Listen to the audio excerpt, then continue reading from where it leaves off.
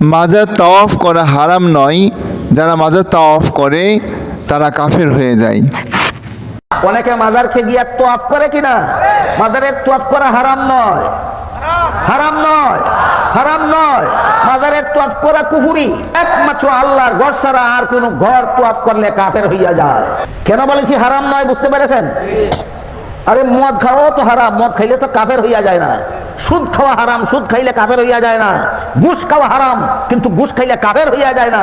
গাঁজা খাওয়া হারাম, কিন্তু গাঁজা খাইলে কাফের হইয়া যায় না। মাজারের তোয়াফ করা হারাম নয়, এটা করলে কাফের হইয়া যায়।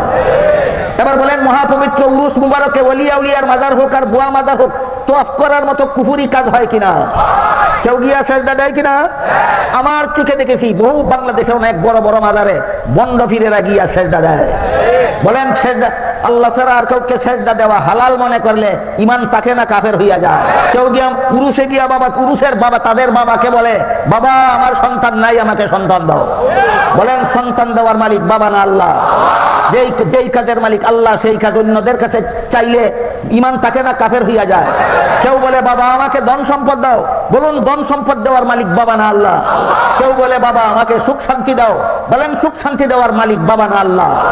এতগুলি হারাম কাজ, এতগুলি শিরিকি কাজ, এতগুলি কুফুরি কাজ, এতগুলি বেদাত, এতগুলি কুসংস্কারাচ্ছন্ন অনুষ্ঠান এই মাজার পূজারী ভণ্ডরা বাস্তব ওলিদের মাজারেও করে থাকে, বুয়া মাজারেও করে থাকে।